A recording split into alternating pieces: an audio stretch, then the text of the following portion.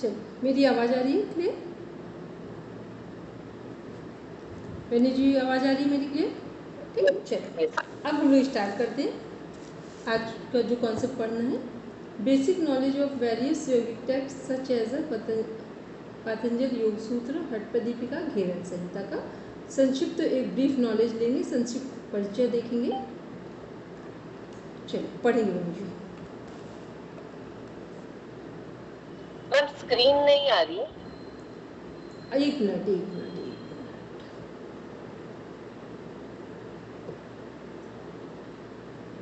एक minute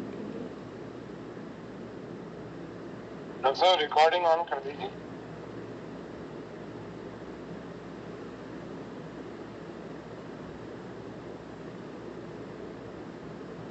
recording देख लीजिएगा ऑन है। ठीक है मैं है चलिए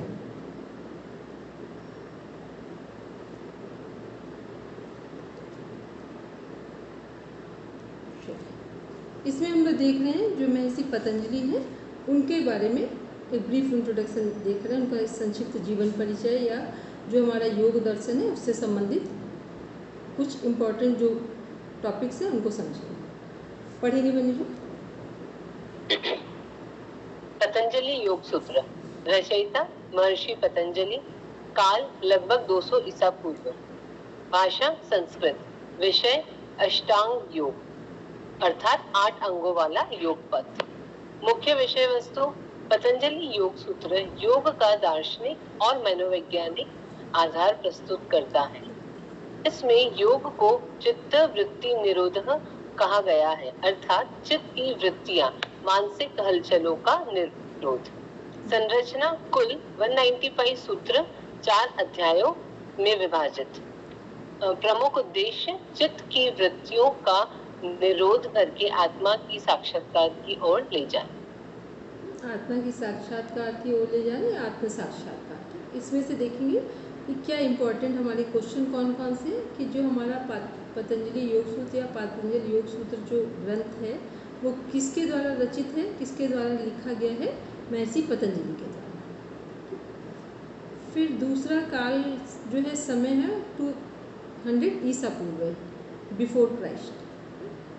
फिर भाषा क्या है, सभी को पता है योग दर्शन जो है वो संस्कृत में लिखा गया है। फिर विषय क्या है, जो पूरे योग दर्शन का जो एक इम्पोर्टेंट टॉपिक है वो क्या है, अष्टांग योग। इसके बाद मुख्य विषय वस्तु क्या है इसकी, पतंजलि योग सूत्र का जो है हमारा पतंजलि योग सूत्र योग का दार्शनिक और मनोवैज्ञानिक आधार प्रस्तुत करता है। इसमें एक शब्द और जोड़ लीजिए, तीनों चीज़ें इसमें कनेक्ट होती हैं। पूरा ये योग दर्शन वैज्ञानिक भी है, मनोवैज्ञानिक भी है, दार्शनिक भी है और इसके बाद पूरा व्यवहारिक भी है। ये चारों चीज़ें एक साथ किसी ग्रंथ में कनेक्ट होती हैं तो वो योग दर्शन में होती है। इसमें क्या है, वैज्ञानिक क्या है कि एक के बाद दूसरी स्थिति को बताया जा रहा है और कोई भी कार्य कर रहे हैं तो उसमें क्या क्या प्रॉब्लम्स आती हैं। जब कहीं पर भी प्रॉब्लम्स और सॉल्यूशन दोनों डिफाइन किए जाएं तो इसका मतलब है ये सब क्या है, पूर्णतः कम्प्लीटली साइंटिफिक है। फिर दार्शनिक पक्ष क्या है, जब आध्यात्मिक चिंतन हो, वो सब दार्शनिक का पार्ट हो गया, फिलॉसफी का। मनोवैज्ञानिक क्या हो गया कि जो हमारे मन से संबंधित हो वो मनोवैज्ञानिक हो गया। व्यवहारिक मीन्स हो गया जो हमारे जीवन के लिए उपयोगी भी हो, वो हमारा व्यवहारिक हो गया। तो इसलिए जो हमारे ये ग्रंथ है वो कैसा है, पूर्णतः वैज्ञानिक, मनोवैज्ञानिक, दार्शनिक और व्यवहारिक, चारों पक्ष हमारे योग दर्शन में समाहित है, इंक्लूडेड है। इसके बाद जो योग दर्शन बुक है वो उसमें कितने सूत्र हैं, टोटल 195 सूत्र हैं और 4 चैप्टर्स हैं। ठीक है, 4 चैप्टर्स के नेम लर्न हो तो ठीक है, नहीं तो वो लर्न कर लेंगे। फर्स्ट लिखना चाहे लिख लें। फर्स्ट चैप्टर का नाम क्या है हमारा, Samadhipada. First chapter Samadhipada, second chapter Sadhanapada, third chapter Vibhutipada, विभूतियाँ बोलते हैं ना, विभूतिपाद। फोर्थ है कैवल्यपाद, कैवल्यपाद। पहला समाधिपाद, दूसरा साधनपाद, तीसरा विभूतिपाद, चौथा कैवल्यपाद। ठीक, ये क्या है, जो 195 सूत्र हैं ये इन्हीं 4 चैप्टर्स में डिवाइड है। जो समाधि पाद है उसमें कितने सूत्र हैं, नंबर ऑफ सूत्र वर्सेस कितने हैं, 51। समाधि पाद में 51 सूत्र है। फिर साधन पाद में 55 है। फिर विभूति पाद में 55 है। फिर कैवल्य पाद में 34 है। टोटल कितने हुए हमारे, टोटल ये नंबर हो गए हमारे 195। ठीक है, ये सारे क्वेश्चन हैं जो आपके बेसिक पूछ लिए जाते हैं। ठीक है, इसमें कुछ बहुत डेप्थ में नहीं, बस नॉर्मल इतना ध्यान में रखना है।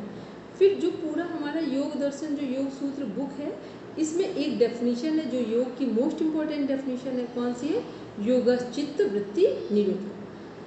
संस्कृत में लर्न हो जाए बहुत अच्छा, नहीं होता है तो फिर हिंदी में रखेंगे कि चित्त की वृत्तियों का निरोध ही योग है।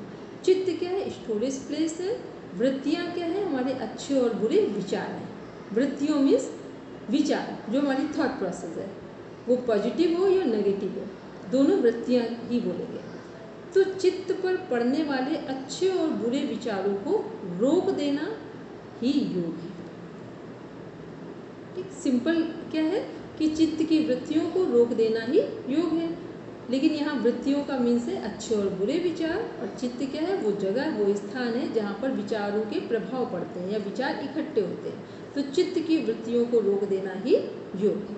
ये हम लोग किसका कॉन्सेप्ट देख रहे हैं, योग दर्शन जो बुक है महर्षि पतंजलि के द्वारा लिखी हुई बुक है।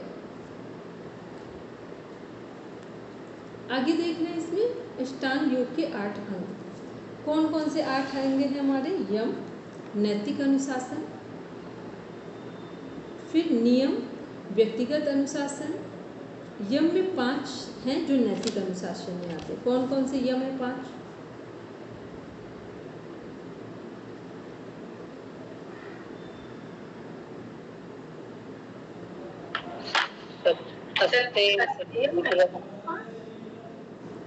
अहिंसा, सत्य, अस्तेय, ब्रह्मचर्य और अपरिग्रह। अहिंसा, सत्य, अस्तेय, ब्रह्मचर्य और अपरिग्रह, ये क्या है, हमारे यम है। और ये यम क्या है, नैतिक है। नैतिक का मीन्स हो गया कि जब हमारे जीवन में अहिंसा होगा, सत्य बोलने की हैबिट होगी, चोरी ना करने की आदत होगी, ब्रह्मचर्य का मीन्स हमारा चिंतन चरित्र व्यवहार उच्च स्तरीय होगा, अपरिग्रह मीन्स बहुत अधिक दूसरों के अधिकारों का हनन करके या दूसरों के सामानों को छीन कर किसी भी तरह लेकर हम अपनी चीज़ें बहुत बढ़ाएंगे नहीं। ये सब जब अच्छी आदतें होंगी तो हमारे घर के रिश्ते भी अच्छे बनेंगे और बाहर के लोग भी हमें एक्सेप्ट करेंगे। इसलिए इसको बोलते हैं नैतिक अनुशासन, कि जब यम हमारे जीवन में होंगे तभी हमारे फैमिली टर्म्स अच्छे होंगे, प्रोफेशनल लाइफ में लोग हमें एक्सेप्ट करेंगे। बाहर कहीं पर भी जो लोग सही है, सभी तो किसी को एक्सेप्ट नहीं करते हैं, लेकिन मोस्टली लोग तभी एक्सेप्ट करते हैं जब आपकी ये 5 हैबिट्स होती हैं जिन्हें हम यम बोलते हैं। तो इसलिए ये क्या है, नैतिक अनुशासन, जिसे बोलते हैं ना एथिक्स, जिनका होना हमारे जीवन में मस्ट है। फिर है नियम। नियम में क्या आता है, हमारा व्यक्तिगत अनुशासन मीन्स इंडिविजुअल। इसमें कौन कौन से 5 हमारे नियम हैं, शौच, संतोष, तप, स्वाध्याय, ईश्वर प्रणिधान।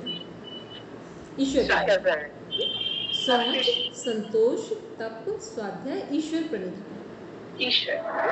अब देखिए, शौच की बात करें, स्वच्छता की, चाहे वो बाह्य स्वच्छता हो चाहे वो आंतरिक स्वच्छता हो, इसमें हम इंडिविजुअल हैं। हम अपने शरीर की सफाई करें या विचारों की सफाई करें, दोनों में हम इंडिविजुअल हैं। इसलिए नियम क्या है, व्यक्तिगत।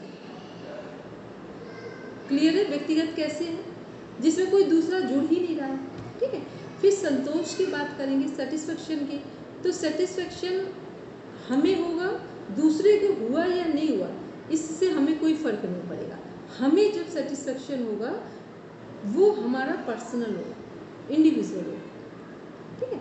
हो सकता है किसी को 1 लाख रुपए मिलने पर भी सेटिस्फेक्शन ना हो, किसी को 10 रुपए मिलने पर भी सेटिस्फेक्शन हो जाए।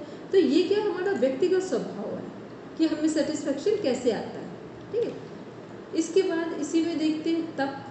तप हम चाहे शरीर के स्तर पे करें, मन के स्तर पे करें, तो जो भी तप करेंगे इसके लिए रिस्पॉन्सिबल कौन होगा? हम, कि इंडिविजुअल। इसीलिए ये क्या है? व्यक्तिगत है, इंडिविजुअल है। इसके बाद देखते हैं स्वाध्याय। स्वाध्याय का मीन्स क्या है? स्वयं का अध्ययन करना, स्वयं का चिंतन करना। तो जो स्वयं का अध्ययन है, चिंतन है, मनन है, उसमें कौन कनेक्ट हो रहा है? फिर हम इंडिविजुअल हैं वहाँ, ठीक है। इसके बाद देखते हैं ईश्वर प्रणिधान। हम अपने जीवन को ईश्वर को समर्पित करते हैं, अपने कर्मों को समर्पित करते हैं, नहीं करते हैं, इसके लिए भी कौन रिस्पॉन्सिबल है? हम। तो इसलिए नियम क्या है? सब व्यक्तिगत है। नियम क्या है? सब व्यक्तिगत है। चलिए अब देखते हैं, तो ये यम और नियम देखा। फिर आसन क्या है? शारीरिक मुद्रा है। मुद्रा भी कह सकते हैं, और अकॉर्डिंग टू महर्षि पतंजलि शारीरिक और मानसिक स्थिरता भी कह सकते हैं। क्योंकि कोई व्यक्ति यदि, क्योंकि आसन क्या है? महर्षि पतंजलि के अनुसार स्थिर सुखम आसन, ठीक। तो जिस स्थिति में हम आनंददायक होकर आनंद की स्थिति में बैठ जाए वही आसन है। और आसन कितने टाइम से शुरू हो रहा है? महर्षि पतंजलि बोल रहे हैं कि यदि कोई व्यक्ति आधे घंटे एक आसन में बिना हिले डुले बैठ जाए तो समझ लो कि वो आसन सिद्धि की ओर जा सकता है। और आसन की सिद्धि कितने टाइम में हो रही है? 3 घंटे में। कि 3 घंटे यदि कोई व्यक्ति एक आसन में बैठने की हैबिट है तो उसका आसन सिद्ध हो गया है। तो अब आप कभी फील करेंगे कि जब हमारा मन या नहीं लगता है या मन में बहुत सारे विचार उठते हैं तो हम एक आसन में बैठ सकते हैं कि नहीं बैठ सकते? नहीं बैठ सकते।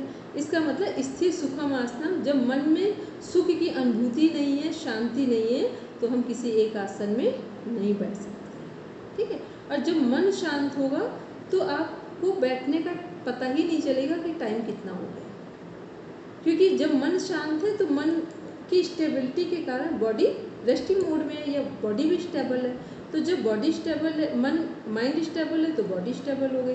तो क्या है? ये हमारा आसन है महर्षि पतंजलि के अनुसार, कि जिसमें हमारा मन भी स्थिर हो जाए। तो इसमें हम लोग क्या पढ़ते हैं स्थिर सुखम आसन में? प्रयत्न सथिल्या अनंत समापत्ति भाव तत्व द्वंद्वान भुगाता, कि सभी द्वंद्व मिट जाते हैं जब हम आसन में स्थिर होकर आधे घंटे बैठते हैं।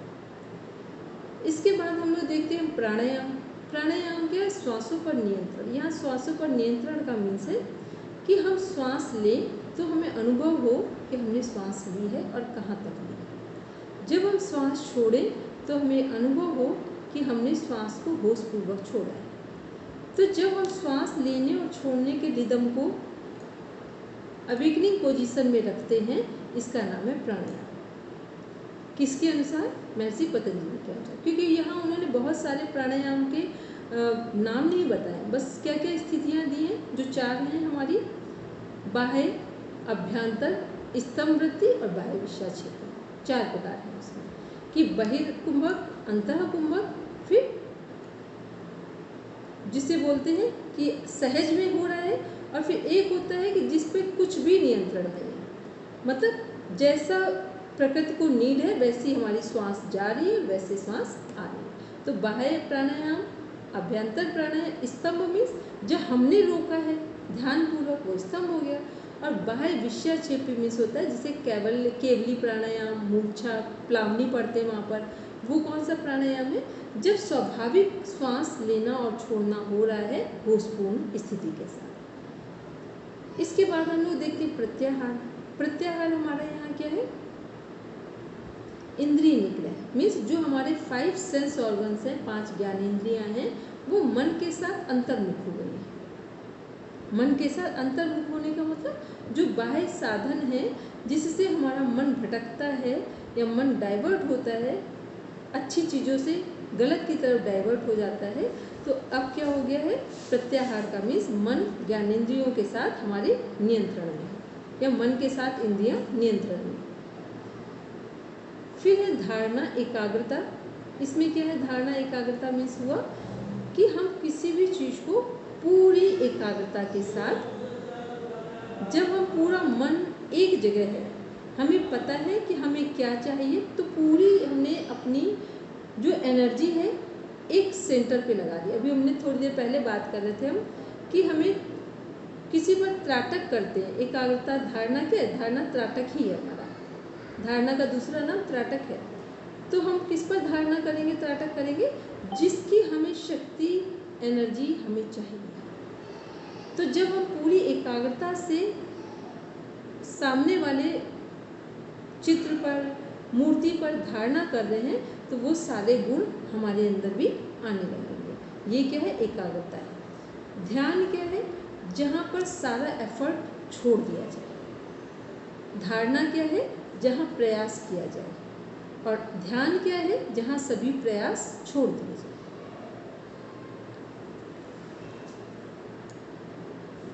ठीक है, वो क्या है? ध्यान क्या है? जहाँ सभी प्रयास छोड़ दिए जाए, सहज स्थिति में आ जाए, उसका नाम है ध्यान। समाधि क्या है? कि हम अपने लक्ष्य को प्राप्त कर लें। जो मनुष्य जीवन का लक्ष्य क्या है? मोक्ष, मुक्ति, सच्चित आनंद की प्राप्ति, उसको प्राप्त कर ले। वो क्या है? हमारा समाधि, आध्यात्मिक एकता। अब कोई ऐसा वर्ड जो अष्टांग योग में जिसका मीनिंग मेरे समझाने से अभी क्लियर ना हुआ तो पूछ लीजिए, फिर हम लोग आगे बढ़ेंगे।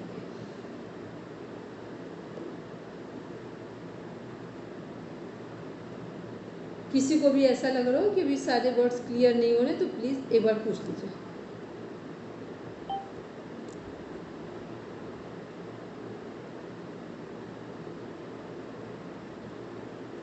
हेलो मैम क्लियर है। क्लियर? ठीक है, चलिए फिर अब हम लोग इसके बाद देख रहे हैं नेक्स्ट समाधि पाठ। ठीक है, पढ़ेंगे वेनीजू। समाधि पाठ। योग की परिभाषा। योगश्चित्त वृत्ति निरोधः। सूत्र 1.2। योग का अर्थ है चित्त की वृत्तियां, सोचने, कल्पना करने, इच्छाएं आदि का निरोध करना। चित्त वृत्तियां 5 प्रकार की होती है: प्रमाण, विपर्य, विकल्प, निद्रा, स्मृति। समाधि के प्रकार: सवितर्क, निर्वितर्क, सविचार, निर्विचार आदि। यह ध्यान की गहराई के स्तर है। ठीक है, इसमें पहला क्या देख रहे हैं? परिभाषा देखिए हमने, योगश्चित्त वृत्ति निरोधा। मीन्स योग का अर्थ क्या है? चित्त की वृत्तियों, सोचने, कल्पना करने, इच्छाएं आदि का निरोध करना है। निरोध मीन्स होता है रोकना, कंट्रोल करना। निरोध मीन्स रोकना, कंट्रोल करना। वृत्तियां मीन्स जो हमारे अच्छे और बुरे विचार हैं, उनको क्या है? रोकना है योग के द्वारा। फिर चित्त वृत्तियां 5 प्रकार की हैं। कौन कौन से हैं? 5 जो नाम है चित्त वृत्तियों के: प्रमाण, विपर्य, विकल्प, निद्रा, स्मृति। प्रमाण का मतलब है एविडेंसेस। ठीक है, मतलब जो प्रूफ किया जा सके। जैसे अभी आप मेरे सामने, तो ये क्या है? प्रमाण। ठीक है, इसमें 3 प्रमाण है, लेकिन उतना डीप में नहीं जाना। प्रत्यक्ष प्रमाण आगम करके है, तो बस प्रमाण का मतलब जिसे हम प्रूफ कर सके, वो सब प्रमाण के अंदर। फिर विपर्य क्या है? विपर्य मीन्स होता है मिथ्या ज्ञान, इल्यूजन्स, भ्रम जिसे बोलते हैं। जैसे सांप रस्सी दिख रहा है, रस्सी सांप दिख रही है, ये क्या है? विपर्य, मिथ्या ज्ञान। ठीक है, तो गलत ज्ञान हमेशा हानिकारक होता है। जैसे अभी हम लोग रस्सी को यदि सांप समझें तो बिना भय के भयभीत हो रहे हैं, और सांप को यदि रस्सी समझ लें तो ये जबरदस्ती जानबूझकर एक गलती हो जाएगी। तो दोनों ही क्या है हमारे लिए? दोनों का ये अर्थ नेगेटिव है कि वो चाहे सांप रस्सी हो या रस्सी सांप हो, दोनों को गलत यदि हम देख रहे हैं तो दोनों ही हमारे लिए हार्मफुल है। यह है विपर्य मीन्स मिथ्या ज्ञान। फिर विकल्प मीन्स होता है, विकल्प मीन्स वो वृत्ति, जैसे हम लोग करते हैं ना कि एक हम लोग आराम से बैठे हैं, कुछ भी नहीं है, अचानक से हम लोग सोच रहे हैं कहीं कोई व्यक्ति हमारे घर को गिरा ना दे, किसी व्यक्ति का एक्सीडेंट ना हो गया हो, मतलब बिना वजह की कल्पना करना, ये क्या है? विकल्प वृत्ति। इसी में अच्छी कल्पनाएं भी हो सकती हैं, क्योंकि दुनिया में जितने भी इन्वेंशन हुए हैं किसके आधार पर हुए? इमेजिनेशन, कल्पना के आधार पर। तो जो विकल्प वृत्ति का मीन्स वो अच्छी कल्पनाएं भी हो सकती हैं, बुरी कल्पनाएं भी हो सकती हैं। तो अच्छी कल्पनाएं हमारे जीवन को बदल सकती हैं, दूसरों के लिए कल्याण का विषय बन सकती हैं, और बुरी कल्पनाएं हमारे जीवन को बिना वजह ही खराब कर सकती हैं। फिर आते हैं, इसी में देख रहे हैं हम लोग निद्रा। निद्रा में क्या हम लोग देख रहे हैं, निद्रा मीन्स अच्छी नींद जो हमारे स्वास्थ्य के लिए यूज़फुल है। और जब हमें नींद नहीं आती है या बहुत नींद आती है या बिल्कुल नींद नहीं आती है, तो दोनों ही क्या है, हमारे स्वास्थ्य को खराब कर रहे हैं। दोनों ही क्या कर रहे हैं, यदि बिल्कुल नींद ना आए और बहुत अधिक नींद आए तो दोनों ही हमारे स्वास्थ्य के लिए हार्मफुल है। बजाय इसकी 6 से 7 घंटे की अच्छी गहरी नींद रात के समय आ जाए, वो स्वास्थ्य के लिए अच्छा है। तो हमारी वृत्तियाँ हैं वो अच्छी भी हो सकती है, बुरी भी हो सकती है। जैसे हमारे विचार हैं, अच्छे भी हो सकते हैं, बुरे भी हो सकते हैं। अच्छे विचार हमें सपोर्ट करते हैं हमारी लाइफ को सरल बनाने में, और बुरे विचार हमारी लाइफ को कठिन बनाने में सपोर्ट करते हैं। तो ऐसे ही जो 5 वृत्तियाँ हैं वो भी यही अच्छी और बुरी हैं।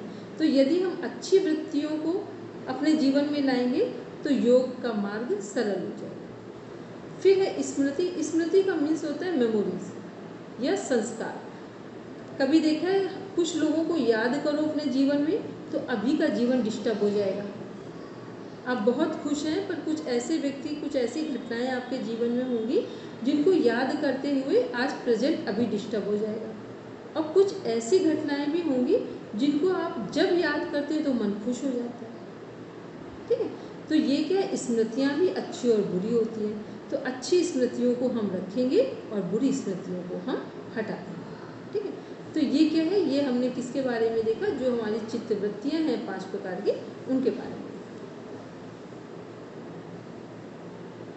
पढ़ेंगे बनी जी।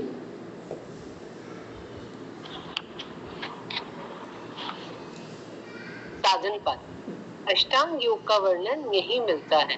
अष्टांग योग के 8 अंग। पहला अंग यम, सामाजिक अनुशासन, अहिंसा, सत्य, अस्तेय, ब्रह्मचर्य, अपरिग्रह। दूसरा नियम, व्यक्तिगत अनुशासन अर्थात शौच, संताप, तप, स्वाध्याय, ईश्वर प्रणिधान। तीसरा आसन, स्थिर और सुखद शारीरिक मुद्रा। 4 प्राणायाम, श्वास का नियंत्रण। 5 प्रत्याहार, इंद्रियों को मन में वापस लाना। धारणा, एकाग्रता। 7वां ध्यान, सतत एकाग्रता। 8वां समाधि, आत्मा का परम चेतना में विलीन हो जाना। ठीक है, तो अभी हम लोग पढ़ रहे थे इनके बारे में, सबका अर्थ देखा, नाम देखे थे, बात की थी हमने कि यम में कितने नाम हैं, नियम में कितने अंग हैं या नाम हैं, वो सब पढ़ा हमने। तो उसी को यहाँ डिफाइन किया गया है दोबारा। आगे पढ़ेंगे। तीसरा विभूतिपाद। योग की विभूतियां जैसे मन की एकाग्रता से विशेष सिद्धियां उत्पन्न होती है। संयम, धारणा, ध्यान, समाधि का अभ्यास विभिन्न वस्तुओं पर किया जाए तो उनके विषय में विशेष ज्ञान प्राप्त होता है। परंतु योग का उद्देश्य सिद्धियां नहीं है, बल्कि आत्मा की मुक्ति है। यहाँ विभूति पाद, पहले हमने कौन सा पाद देखा था, समाधि पाद। दूसरा साधन पाद, तीसरा है विभूति पाद। विभूति पाद में क्या है, योग